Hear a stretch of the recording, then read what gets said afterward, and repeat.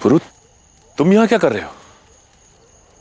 मैं ये देखने आया हूं कि मेरे बाबा करने क्या जा रहे थे।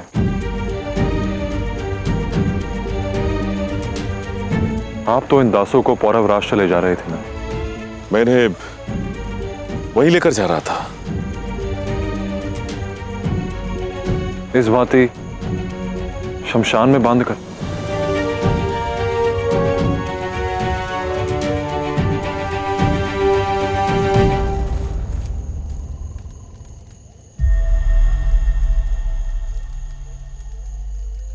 ऐसा मत कीजिए बाबा। ये वो सीख नहीं जो आपने मुझे दी है। आपने शत्रुओं का नाश करना सिखाया है, निर्दोषों की हत्या करना नहीं।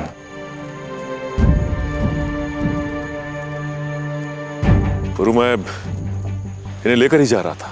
अंधकार में कहीं भी प्रवेश करना दस्युओं की कला है, इन कलाकारों का अभ्यास नहीं। यदि आपको इन्हें बचाना होता तो आप दिन का समय चुनते, परंतु आपने रात का अंधकार चुना, क्योंकि आप नहीं चाहते थे कि ऐसा काम करते हुए आपकी परछाई भी आपको देखे।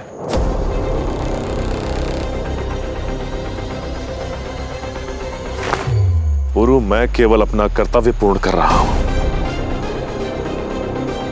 मुझे रोकने का प्रयास मत करो। मैं नहीं, आपको रोकेगा आपका अंतर्मन।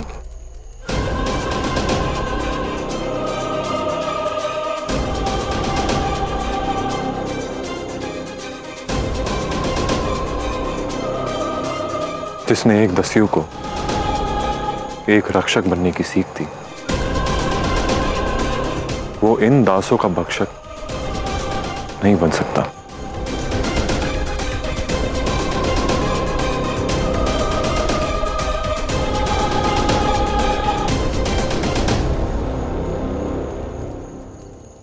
मैं दस्युओं के मुखिया हूं सज्जन सिंह। अगर रानी का आदेश मानना है तो शस्त्र सामने है। यह धर्म है, अधर्म है। जितना मैंने जाना है, एक सेनापति का धर्म केवल आज्ञा का पालन करना है।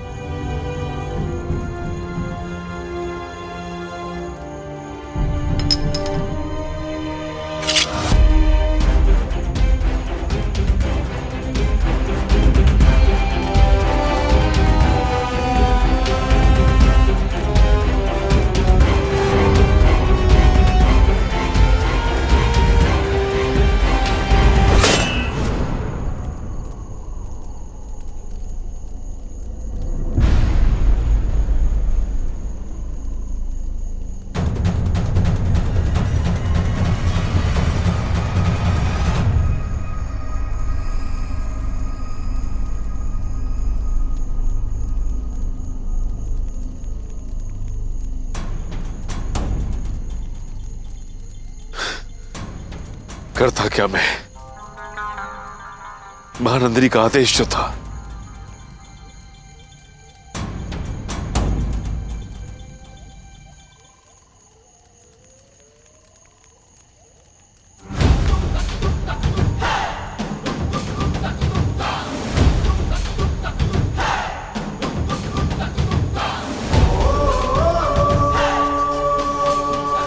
दस्यु रानी से बात मैं करूंगा।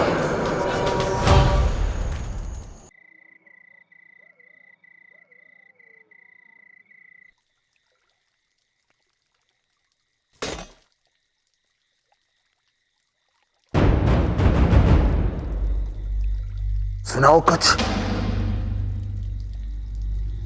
दिखाओ अपनी कला। क्या तुम मुझे हंसाने में सक्षम हो या नहीं?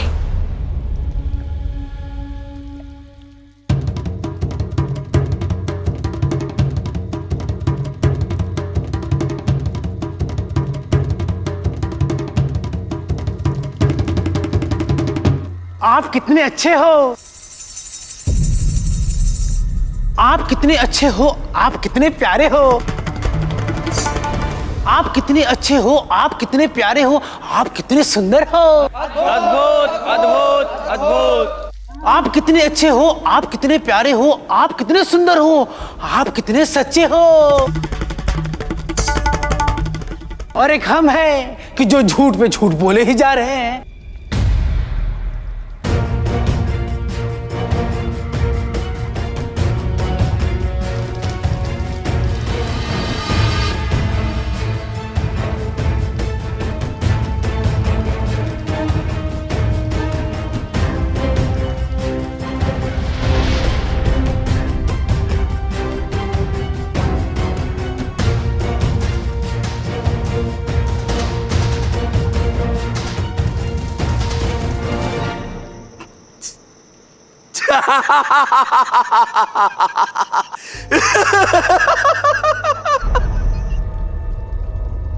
अद्भुत। कितनी सच्चाई से सच बोल दिया। वार भी लगा और घाव भी नहीं हुआ।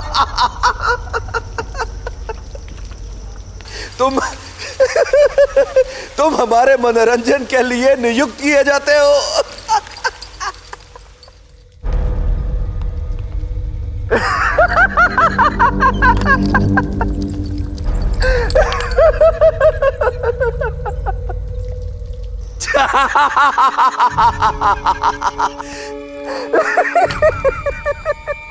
आपको ऐसे हंसते हुए पहली बार देख रहा हूं मात्य ताऊ। आप कितने अच्छे हो, आप कितने सच्चे हो। अद्भुत अद्भुत अद्भुत। मनुष्य स्वस्थ रहे उसके लिए दो बातें आवश्यक है कनिष्ठ, हंसी का आना और शत्रु का जाना। और उन दासों का क्या हुआ? अब हमें उन दासों को ढूंढना ही नहीं पड़ेगा मात्य ताऊ। मैंने ऐसी योजना बनाई है कि वो स्वयं हमारे पास चले आएंगे।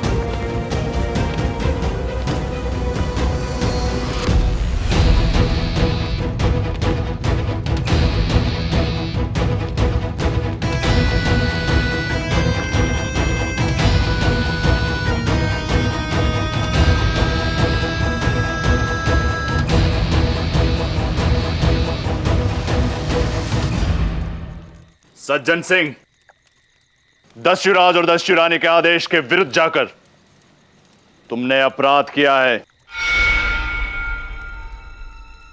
दोषी बाबा नहीं, आपके आदेश का पालन करने से इन्हें मैंने रोका था। और ऐसा क्यों किया तुमने? क्योंकि मैं जानना चाहता हूं कि उन दासों को क्यों मारना चाहते हैं। कारण तुम हो पुरु।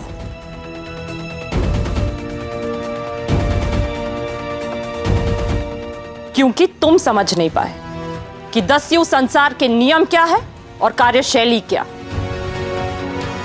दस्यु हैं हम, हवा में कहां से प्रकट होते और कब लूटकर कहां चले जाते हैं कोई नहीं जानता, और इसीलिए आज तक सुरक्षित हैं। क्योंकि किसी को हमारे निवास स्थल के विषय में ज्ञात नहीं, किसी के पास हमारे कदमों के चिन्ह नहीं। और तुम्हें क्या लगा था पौरव राष्ट्र पहुंचने पर इनका स्वागत किया जाता? नहीं, फिर से बंदी बनाकर फारस भेज दिया जाता और उससे पहले दस्यु लोक का मार्ग जाना जाता। फिर दस्युओं के साथ क्या होता तुम समझ सकते हो।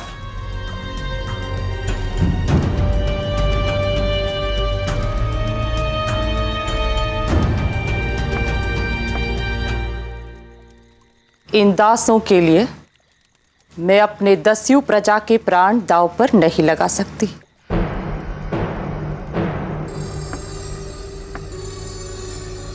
दस्यु रानी हूं मैं, सारे दस्युओं की रक्षा मेरा उत्तरदायित्व है।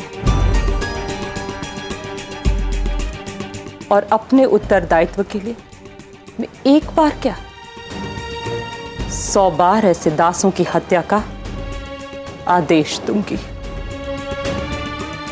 उचित कहा आपने। भूल थी मेरी जो उन दासों को यहां लाया और सभी दस्यु के प्राण संकट में डाले। भूल थी मेरी जो अपना यह काम अधूरा छोड़ दिया। पर अब यह काम पूरा होगा। मैं उन सभी दासों को पौरव राष्ट्र ले जाऊंगा, अकेले।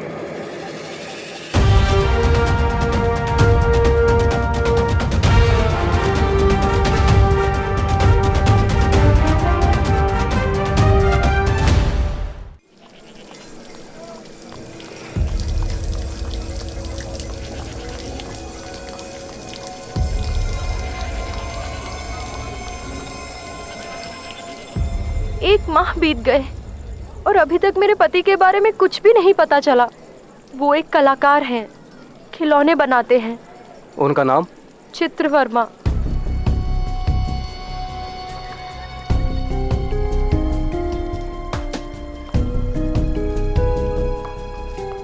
आपकी चिंता हमारी चिंता है। अब जब तक आपके पति नहीं मिल जाते, आप यहां राजमहल में रहेंगी।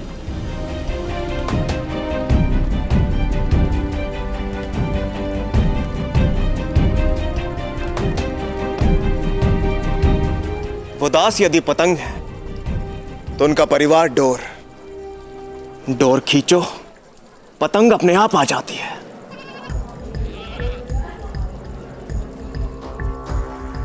इन्हें तुरंत वापस भेज दो। पर क्यों? क्योंकि यदि उन दासों को ज्ञात हुआ कि उनका परिवार महल में है तो वो कभी वापस नहीं लौटेंगे। और मोह में पड़कर यहां आ भी गए तो महाराज बमनी को सत्य का ज्ञान हो जाएगा।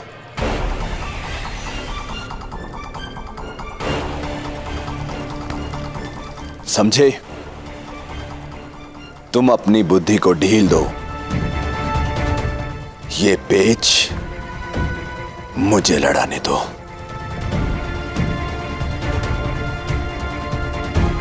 और अब वो करो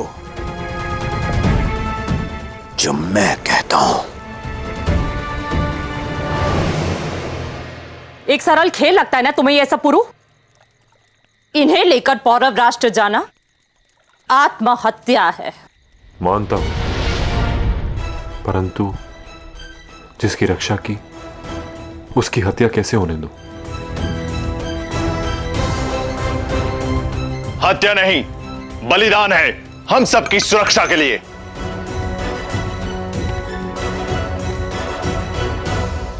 क्षमा चाहता हूं महाराज, मैं आप सबके सामने बड़ा हुआ हूं,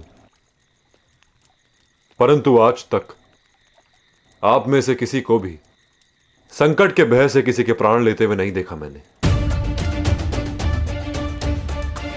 और भय किस बात से नहीं है हमें? वन में रहते हैं तो इस बात का डर कि कहीं कहीं सांप ना काट ले, या इस बात का कि कोई जंगली जानवर हमारा शिकार न कर बैठे।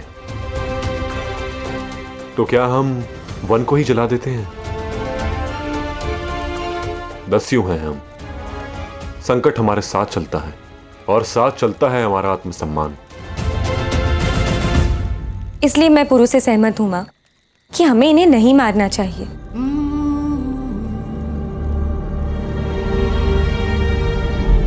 मैं भी पुरु के साथ जाऊंगी इन्हें पौरव राष्ट्र छोड़ने। बस लाची, मौन। ये हमारे माता पिता ही नहीं, दस्यु राजा और रानी भी हैं। इनके आदेश के विरुद्ध जाकर इनका अपमान करोगी तुम? नहीं भाई, ये मैं इनके सम्मान के लिए कर रही हूं। नहीं, ये सब तुम इस पुरु के कारण कह रही हो, जो सदा कोई ना कोई समस्या खड़ी कर देता है। या फिर ये कहूं कि हर समस्या की जड़ है। रुक जाओ सुमेर।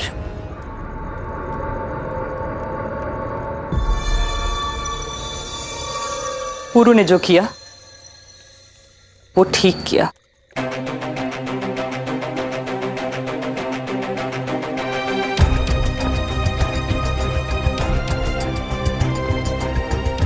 बढ़ती आयु के साथ अपनों की सुरक्षा का भय बढ़ता जाता है। संकट का सामना करने से कतराते हैं हम।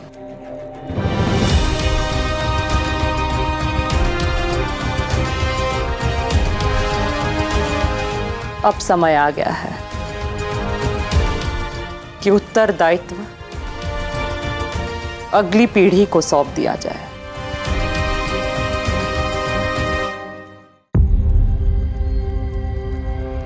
सुमेर, लाची और पुरु,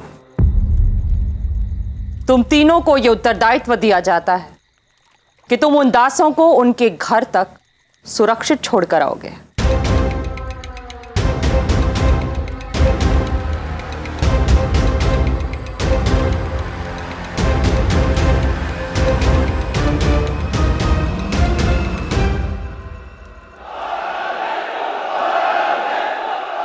मैं रिपुदमन हूं, मैं रिपुदमन हूं।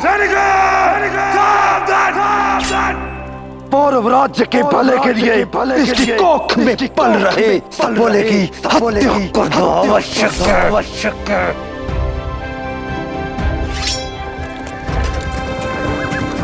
जिसे एक भारत का स्वर बनना है, उसके जन्म पर पीड़ा का एक स्वर नहीं निकलेगा मेरे मुख से रिपुदमन।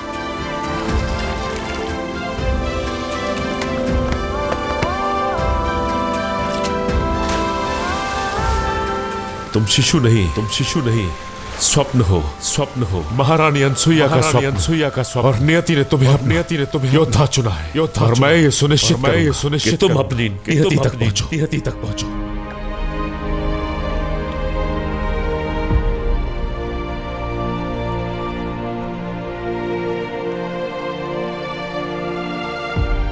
केवल ये 3?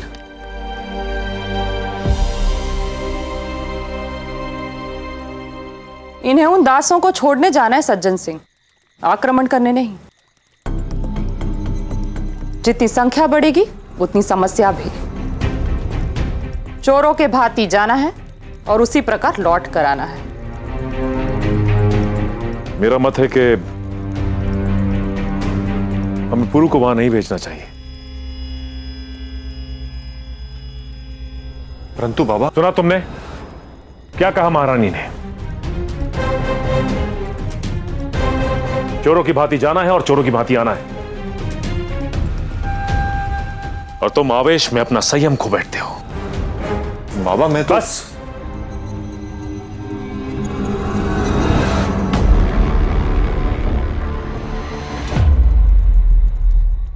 ये पकड़ो मां। सब ले, अभी कभी तो ये लो। पुरु के साथ ऐसा व्यवहार? तो बता दीजिए उसे सत्य क्या है। बता दीजिए उसे कि वो हमारा पुत्र नहीं है। बता दीजिए उसे कि उसकी मां मर चुकी है।